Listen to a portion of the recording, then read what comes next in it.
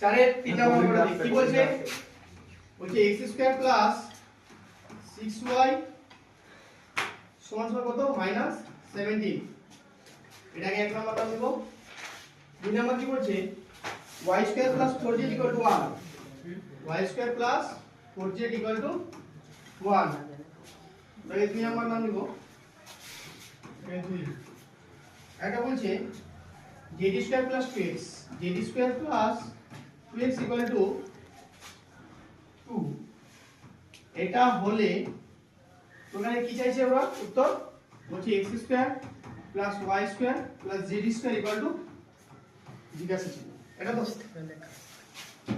তখন যেটা বলেছিলাম সেটা সব দিকে এক নম্বর, দুই নম্বর, তিন নম্বরকে আমরা কি করব? যোগ করে নেব। কি করব? যোগ করে নেব। এটাকে নাম দিলাম আমরা 3 নম্বর। তাহলে অতএব 1 যোগ 2 যোগ 3 করে 5, তাই তো? তাহলে কি কি আছে? x square plus 6y plus y square plus 4z plus z square plus 2 equal to কত? Minus 17 plus 1 plus 2। ঠিক আছে? এবার আমরা এই অঙ্কটাকে বুঝাতে হবে আগে। এখানে আমরা সবগুলো অঙ্ককে এমন ভাবে বুঝাবো কিনা যে হোল স্কয়ার ফর্মে আসে। তাহলে x স্কয়ারের সঙ্গে কোনটাকে নিয়ে আসবো? এই 2x টাকে এক জায়গায় লিখবো। তাহলে x স্কয়ার, দেখে এই অঙ্কটা দেখে তোদের মনে পড়ছে কিনা, a square plus 2ab plus b square ফর্মে লিখতে হবে এই অঙ্কটাকে। x স্কয়ারটা লিখে দিলাম, ওখানকার প্লাস 2x। এটা ফর্ম কখন তৈরি হবে? a স্কয়ার প্লাস 2ab মানে 1 প্লাস 1 এর স্কয়ার। আমি মনে করি এক্সট্রা নিচ্ছি, পরে সেটাকে ব্যালেন্স করে দেব। Plus y square plus 6y, 6y মানে কি? 2 ইনটু y ইনটু 3 প্লাস কি হবে? 3 স্কয়ার প্লাস z স্কয়ার। এখানে কত আছে? 4z। 4z মানে কিভাবে লিখব? 2 ইনটু z ইনটু 2 কি লিখব? Plus 2 into z into 2 plus 2 square, 2 square equal to. ভালো লক্ষ্য কর, অঙ্কটার সঙ্গে আমি কোনটা বার বেশি নিয়েছি? এইগুলো আছে অঙ্কের মধ্যে, আছে না নেই? আছে। এই পার্টগুলো অঙ্কটার মধ্যেই আছে, ভালো লক্ষ্য কর। আছে, তাহলে কোনটি এক্সট্রা নিলাম? এখানে 1 নিয়েছি, 1 স্কয়ার মানে 1। এখানে 3 স্কয়ার মানে 9। 9 একে কত হলো? 10। 10 আর 4 তাহলে 14 হলো। তাহলে 14 আমি বেশি নিলাম, তাহলে আমাকে ওইদিকে বিয়োগ করতে হবে তো। এবার আলটিমেট এখানে কত ছিল আগে থেকে অঙ্কটা? -14। এখানে ছিল -14, আর এদিকে আমি যেহেতু বেশি 14 নিয়েছি, তাহলে আবার ওইদিকে বলবো মাইনাস, এদিকেও নিব আমি +14। ভালো ভাব, মানে এদিকে +14, ওদিকেও নিতে হবে +14, দুই দিকে সমান নিলাম। যে ওই +14টা এবারে আসলে -14 হবে কিনা, এটি আর এটি কেটে যাবে। তাহলে আলটিমেট কি আসছে? এটা কিসের সূত্র? x + 1 তার হোল স্কয়ার প্লাস y + 3 তার whole square plus z plus 2 তার হোল স্কয়ার ইকুয়াল টু কত? 0।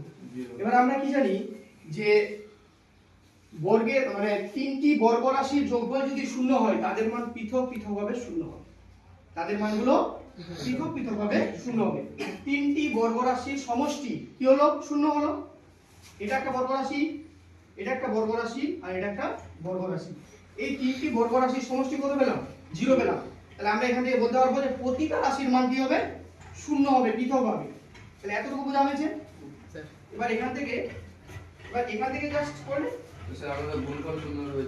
হ্যাঁ, এবার আমরা গুণফল শুনেছি, এই জিনিসটাও শিখে নেব। আমরা এই জিনিসগুলো ত্রিকোণমিতিতে আবার কিছু কিছু জায়গায় ব্যবহার করেছিলাম। sin square theta plus cos square theta এর যদি 2 হয়, তাহলে ওখানে আমরা সেপারেশন করে নিয়েছিলাম যে sin স্কয়ার থিটার মান 1 ধরে নেব আর cos স্কয়ার থিটার মান 1 ধরে নেব, বা tan এর মান tan square theta plus cot square theta যদি 2 হয়, তাহলে tan স্কয়ার থিটার মান 1 হবে আর cot স্কয়ার থিটার মান 1 হবে। ঠিক ওইভাবেই সেম তিনটি বর্গ রাশির যোগফল যদি শূন্য হয়, তাদের মান পৃথক পৃথকভাবে শূন্য হবে। তাহলে এখানে আমি কি লিখতে পারবো? তাহলে অতএব x + 1 তার হোল স্কয়ার ইকুয়াল টু কত? 0। তাহলে x + 1 কত? x এর মান কত?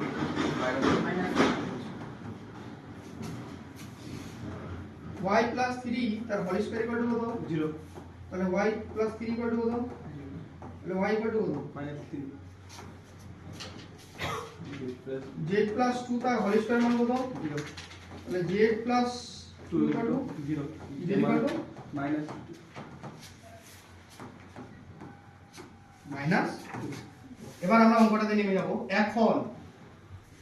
এখন কি বলছে x square plus y square plus z square, তার মান বসাও minus 1 square plus minus 3 square plus minus 2 square 1 plus 0 plus 4 14